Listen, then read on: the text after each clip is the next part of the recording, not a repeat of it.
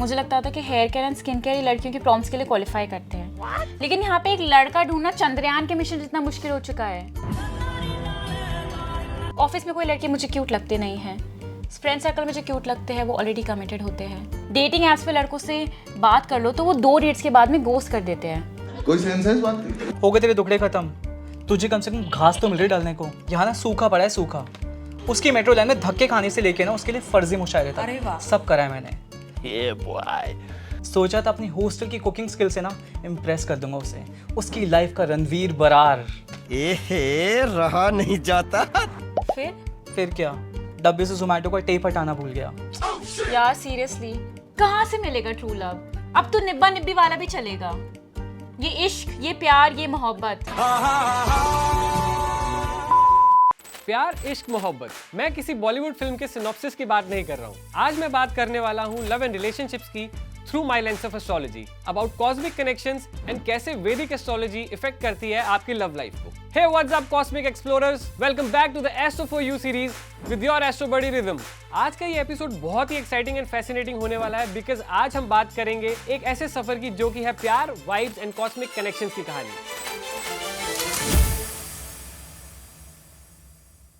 प्यार दोस्ती है, बट क्या आपने कभी सोचा कि रियलिटी में प्यार क्या है? What is love? What is it exactly? And as per ancient wisdom, how can we feel and attract love?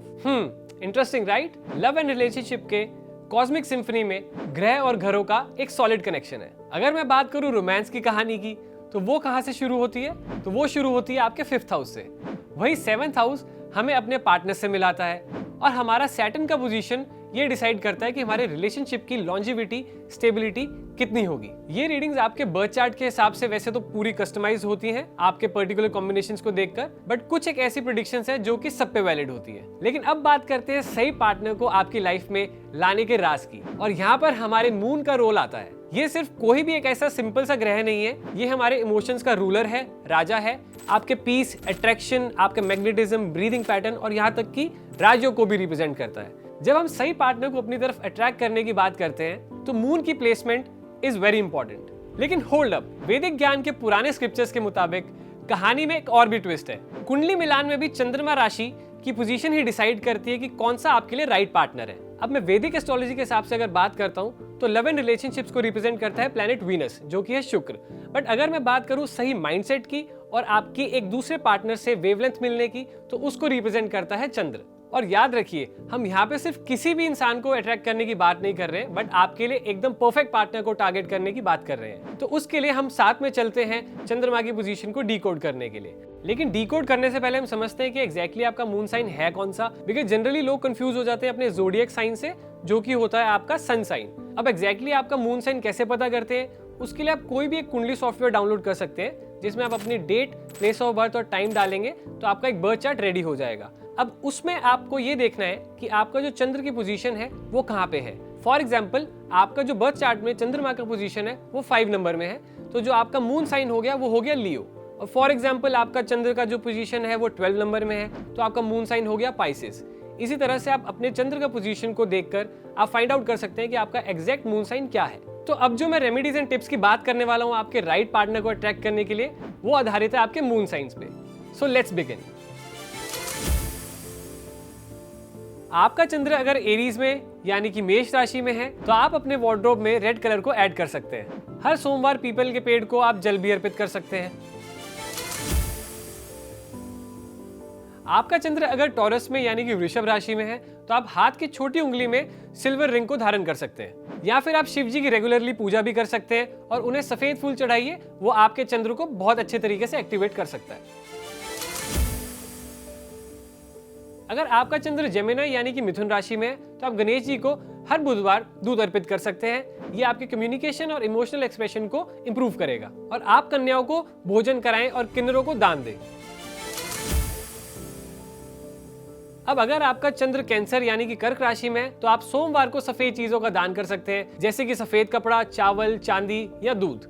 और एक और रेमेडी है जो कि आप कर सकते हैं, जिसमें आपको जल एक कटोरे में लेना है और आप पूर्णमासी की रात को अगर उसको ओवरनाइट रखते हैं और उसी जल को सुबह स्प्रिंकल करते हैं अपने घर में, तो वो आपके मून को एक्टिवेट कर देगा। अगर आपका चंद्र लियो यानी कि सिंह राशि में है तो आप सूर्य देव को जल चढ़ा सकते हैं, उनकी आराधना कर सकते हैं और गायत्री मंत्र का पाठ भी कर सकते हैं। एक और रेमेडी की बात करें तो आप जल पीने के लिए कॉपर का यूटेंसिल भी इस्तेमाल कर सकते हैं अपने डेली रूटीन में। अगर चंद्र आपके वर्गों या कन्या राशि में है जो कि सर्विस को रिप्रेजेंट करती है, तो आप अपने आसपास के लोगों की मदद जरूर कीजिए, वो आपके इमोशनल स्टेबिलिटी को इंप्रूव कर सकता है। या फिर आप डेली रूटीन में हरे रंग का भी ज्यादा इस्तेमाल कर सकते हैं, या फिर आप बच्चों को स्टेशनरी के आइटम्स भी गिफ्ट कर सकते हैं। चंद्र अगर आपके लिब्रा यानी कि तुला राशि में है तो आप सरस्वती माँ को सफेद फूल अर्पित कर सकते हैं, या फिर आप अपने घी का एक दिया जलाकर अपने घर में चंद्रदेव की उपासना कर सकते हैं। चंद्र अगर आपके स्कॉर्पियो या वृश्चिक राशि में है तो आप हर शनिवार को अंडर प्रिविलेज बच्चों को आप काले या नीले कपड़ों का दान कर सकते हैं, या फिर आप अपने डेली रूटीन की डाइट में सिट्रस फ्रूट्स को भी ऐड कर सकते हैं जैसे कि लेमन या संतरा।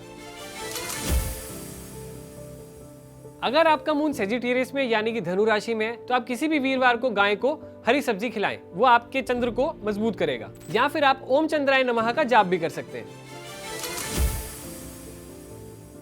अगर आपका चंद्र कैप्रिकॉर्न यानी कि मकर राशि में है तो आप कच्चे दूध को पानी के साथ मिलाकर मंडे को शिवलिंग पे चढ़ा सकते हैं, या फिर आप चांदी का सिक्का अपने वॉलेट में भी रख सकते हैं। अगर आपका चंद्र एक्वेरियस में यानी कि धनु राशि में है तो आप अपने वार्डरोब में एक्वा ब्लू कलर के कपड़े ऐड कर सकते हैं। एंड एक और बहुत ही अच्छी रेमेडी है आपके लिए आज के टाइम के हिसाब से कि आपको डिजिटल कंजम्पशन बहुत कम करना है, जो कि आपके चंद्र को ठीक रखेगा। अगर आपका चंद्र पाइसेस यानी कि मीन राशि में है तो आप अपने घर में एक्वेरियम रख सकते हैं, वो आपके जीवन में पॉजिटिविटी और रिश्ते में बैलेंस ऐड करेगा। या फिर आप सफेद चीजों का भी दान कर सकते हैं जैसे कि दूध, चावल और चांदी। एंड आज के एस्ट्रो फॉर यू सीरीज के एपिसोड में सिर्फ इतना ही। For more such content please don't forget to like, subscribe and share टू हर जिंदगी। This is me your astro buddy Rhythm signing of.